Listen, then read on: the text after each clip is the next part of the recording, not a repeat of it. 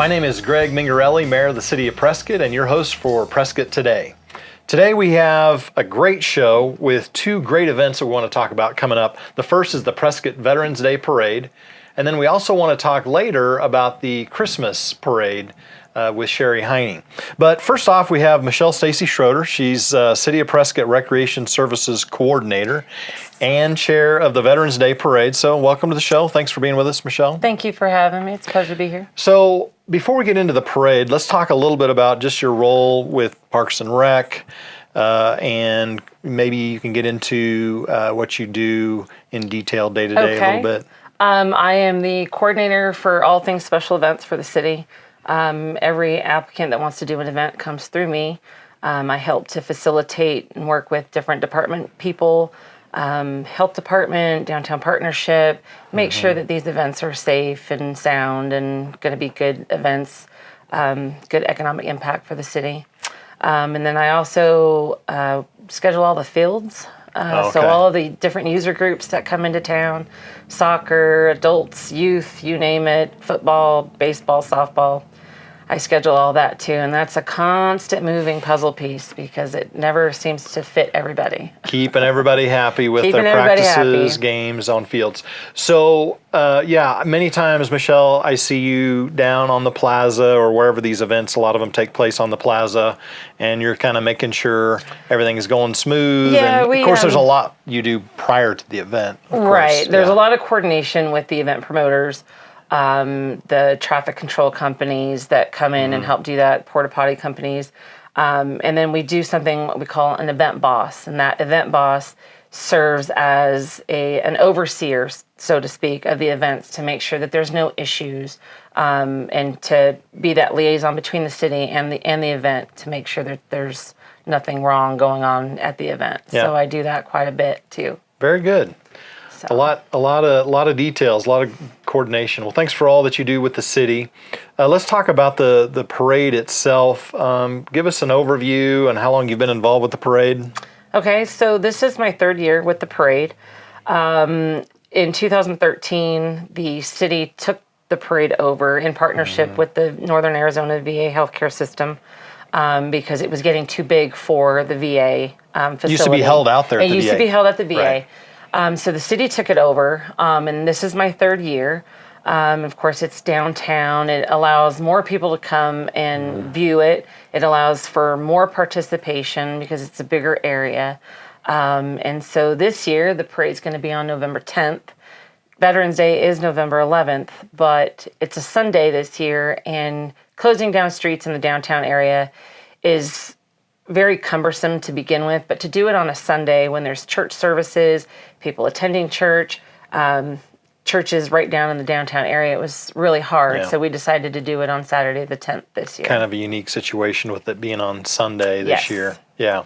So who else is on the committee that kind of helps? Oh, we have a great committee of community volunteers. Nobody gets paid to do it. They do it out of the goodness of their hearts. We've got people from radio stations and people that help out with the Frontier Rodeo Parade, and just a great group of people. Patty and Lynn and Barb and Denise and Rick, and there's just so many people that come out, and we've actually grown. We've added committee members the last couple of years, so it's going to be really, really nice. Well, we want to thank all of those people, all of the sponsors and the committee members and the volunteers for all that they do to make sure that the parade comes off without a hitch. And I think, in our city, we're one of the most patriotic cities, I think, in the country, for that matter. And I think there's a lot of people that really want to make sure veterans are honored and taken care of, and so this is a great event for them to be involved with. It really is. We don't do a parade on Memorial Day, and we have the Frontier Rodeo Parade at 4th of July, and that has more of a rodeo theme to it, and it's one of the largest parades in the state. But for the Veterans Day Parade, because we have such a large veteran community up here, I believe it's one of the biggest in the state as well. It's just the turnout, the patriotism, it's just so overwhelming, very Yeah. overwhelming. Well, it's important for our city, and grateful for your leadership and all these committee members that help. Tell us more about this year's parade, the theme, how many entries. Okay, so this year the theme is honoring hometown heroes. We decided to add a caveat to that and have a special remembrance for World War I veterans. Good. A lot of people don't know or don't remember much about World War I, but City of Prescott had a big participation in that war. Yes. As you know, Ernest A. Yes. Love was a fighter pilot. We actually have a listing of 31 Yavapai County servicemen who went off to World War I and died. And so at our opening ceremonies on November 10th, we will be honoring them and reading their names aloud. So honoring hometown heroes with a special remembrance for World War I. Right now, we have about 75 entries. It's a little bit smaller than last year. We had about 86 last year, but we had a feeling since we were moving it from the 11th to the 10th that we would hit that curve. But it's still going to be a nice presentation and show of love for all of our veterans. Yeah, no, that's great. And I really appreciate what you're doing with the World War I veterans, 31 members of our community who served in World War I and gave the ultimate sacrifice. And I think it's very fitting to honor those people and read their names before the parade. So I'm so grateful for your leadership on that and that we're going to do that. I think it's going to be great. Anything else with the parade itself that people ought to know? Well, so we have an opening ceremony. It starts at 10:30. That'll be on the main stage at Cortez and Union Street. Okay. Directly across on the Courthouse Plaza, we will have some special seating areas for veterans. The ceremony starts at 10:30. The parade will actually start at 11 o'clock. It'll make its way from Willis Street down Cortez. They will stop in front of the stage at 11:11 so that we can read the Armistice Day Proclamation signed by President Woodrow Wilson.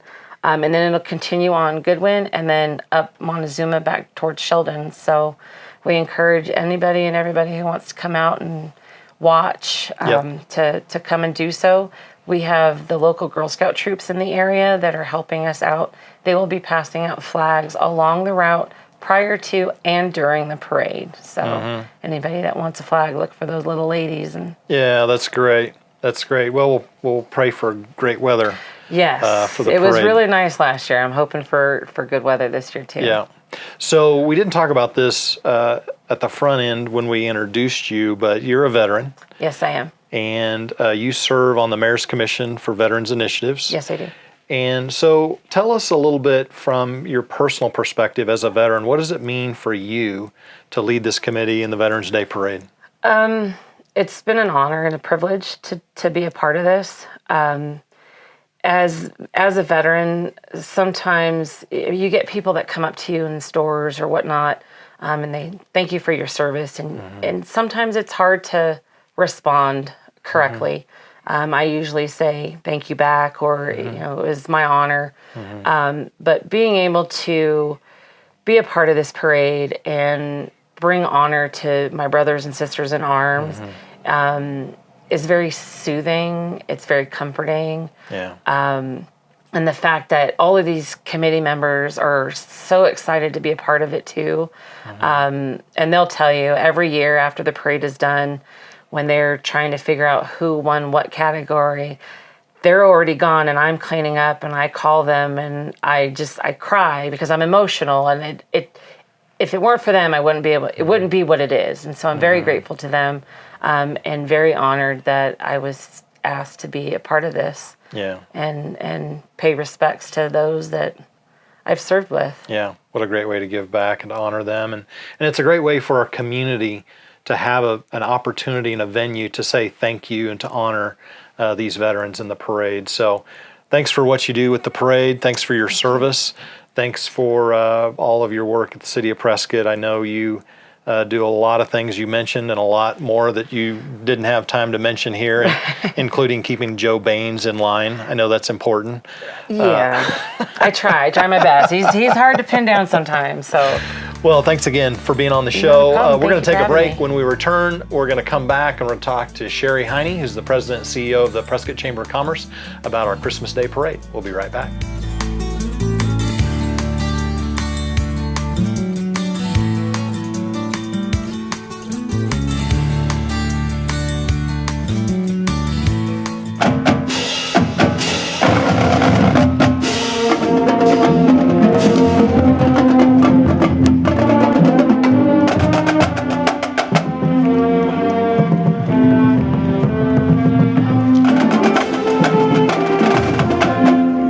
Welcome back, everybody. I'm Mayor Greg Mengarelli, and we're here with Sheri Heiney, who's the president and CEO of the Prescott Chamber of Commerce. Thank you so much. Thank you for having me. Well, it's hard for me to imagine, but we're talking about Christmas already. It's Arizona's Christmas City. Oh, man. Well, We've got to be planning this. my first official public event was the parade and then the courthouse lighting, and I love both of these events. I love the fact that we're Arizona's Christmas City, and so that's really what we want to talk about is this year's parade first. What's the date and time for that event? Absolutely.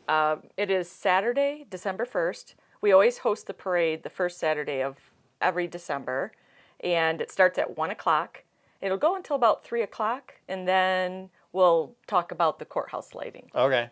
And you're going to plan on good weather for the... The weather will be perfect. Okay. And It'll be absolutely perfect. Coming from Michigan, you know, it's funny. Last all year, relative. it is relevant. You know, everybody was saying, "Oh, it gets cold here." Last year. I think we were in. It was a beautiful. beautiful day. Yeah. It was perfect. Yeah, and a great turnout. So how Yeah. many entries do you plan on this year? Well, we usually average right around 125 to 130 in this parade. And our goal is to have at least 10 or 12 high school bands. Oh, Because great. it's those bands that really Yep. bring the people out. And I mean, who doesn't love a high school band Absolutely. marching down the street? We have great bands here Yeah. in the region. So this is very important. Yes. Will Santa be in the parade? Well, it's all about Santa that day. Santa comes into town that day. That's the first time. And one of the really great things that we have, Santa will come in. He'll be the end of the parade, and then we're going to keep him here from 3 to 5. Wow. To kind of take those requests from our young ones here in Prescott. I will tell my children. This So is very important. we're very excited about that. We started that last year, and it was hugely successful. And so it's going to be a really cool tradition. That's amazing that you were able to get him for that much time. Yeah, it was a great thing, and the other part of that is that we have music and entertainment going on between 3 and 5 on Gurley Street as okay. well. So we close that down, and one of the things that we've learned is that this day is a big day for retail shopping. People come in for the parade.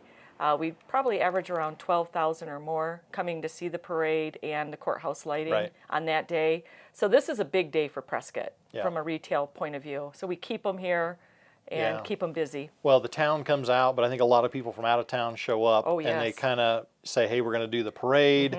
You have these other events kind of in between. They come for the courthouse lighting, and they're downtown a lot. So that's good for our merchants. Yeah, so that's one of the reasons why we wanted to keep Santa here. And he agreed to it. So that's amazing. North Pole gave us the schedule, You must and we're have some good to go. pull. We do. We do. So let's talk a little bit about Grand Marshal. Who's your Grand Marshal? Oh, How do yeah. you select the Grand Marshal? Yeah. So I'm very excited. This year we have Melissa Ruffner. Great. She's our Grand Marshal for 2018. And the process is, our committee takes a look at folks that have given back in the community. There's a nomination process, and then it kind of goes through several committees, and then the decision's made, and then we get to make the call. And this year, Melissa, when I called her, she was so excited to be the Grand Marshal, and deserving of it as well. Absolutely. A lot of people thought she had been a Grand Marshal, and you'd be surprised. So there's a lot of folks in our community where you think that they have been the Grand Marshal. And Yeah, the Ruffner family's given so much to our city, and Melissa's a great choice for that. So are you planning a celebration, a dinner? absolutely, we kicked it off last year. It was our first year for the Grand Marshal Gala, which is totally exciting. And this year it's Thursday, November 29th. It will always be the Thursday before the parade. And what we do during that time, Mayor, is first of all, we celebrate the Grand Marshal. That's important. But there are so many people that are just involved with making the parade, the courthouse lighting, you know, and leading the parade as a grand marshal. So we actually use this time to thank everyone. Good. So it's important to thank everyone for supporting this time. And so that's what we use the Grand Marshal Gala for.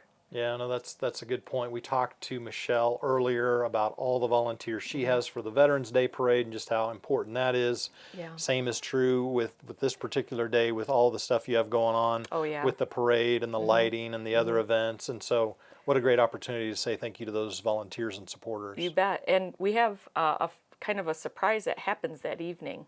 Oh, but I great. can't tell you. Okay. Or it wouldn't be a surprise, or at That's least right.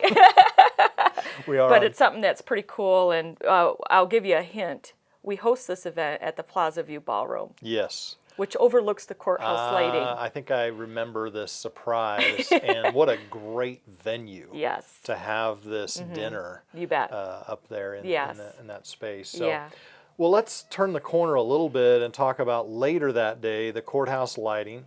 It sounds like you've been busy fundraising and doing some upgrades. Tell me a little bit about that. Yeah, this year I'm very excited about the courthouse lighting. You know, last year we put together a committee to kind of take a look at the courthouse lighting. It's such an important tradition for the community. The chamber started it in 1954. Wow. Back in the day, volunteers used to just string lights on the courthouse courthouse plaza, and now it's become quite a production. We light up 85 trees. We're going to have some changes this year. In the gazebo area, we're going to have kind of a selfie station area where families can get right inside the gazebo and have their family portraits taken, or just fun pictures marking the moment and really recognizing Arizona's Christmas City as that opportunity. But the courthouse lighting is December 1st, and that's at 6 p.m. And that usually lasts about 30 minutes. Okay. And it's a great tradition. Ken Bennett's on task again to read a Christmas story to us, and the choir has agreed to sing, and so we'll have a wonderful Prescott traditional courthouse lighting again this year. Yeah, that's great. You know, I appreciate Ken and his willingness to help out. He's done that for a number of years. And one of my favorite parts, Sheri, of that night is all of the kids, or whoever wants to, up on the courthouse steps behind Ken, participating in the program. Yeah, isn't it wonderful? Yeah. Last year was my first year experiencing that, and it just warms your heart. And it's a great tradition, and we're just so proud to be a part of it. I am so proud as well to be a part of that tradition, and I think it's important. I remember last year, Sheri, we had good weather, but I was looking out, and there were people all the way across Gurley Street, and as far as I could see to my left and right, I mean, like you said, 10 or 12,000 people. Yes, it was very busy. Yeah. So we have that planned again this year. The weather will be the same, so very you can important. Look forward to that. Any other details that people coming might want to know? You said it's at 6 o'clock. Probably need to get there early, bring a chair. Yeah, we're trying to work on some logistics as far as shuttle service. We're still finalizing those details, but it's a full day, so I suggest come early. A lot of people, they can put their chairs down. They'll come for the parade, keep their chairs there, and have it ready for courthouse lighting. Okay. So it works out really well. Yeah. Yeah. Well, I look forward to kind of the upgrades and the new things you're doing there on the plaza. And I'm participating with the Jersey Lily and the fundraiser. Yes. Oh, yeah. I think at a recent council meeting, the council raised $300 from the dais. Oh, wow. That's great. That day. Yeah. And so the council fully supports what's going on and what you're doing with both of these events. Great events. Prescott is Arizona's Christmas City. It is, yeah. And thank you so much for your work and all of your chamber folks that help out to pull off these great events on December 1st. Absolutely. Thank you. So, it's an honor. Well, thanks so much for being on the show today. Thank I you. want to thank all of our guests. And you've been watching Prescott Today. This is Mayor Greg Mengarelli, and we'll see you next time.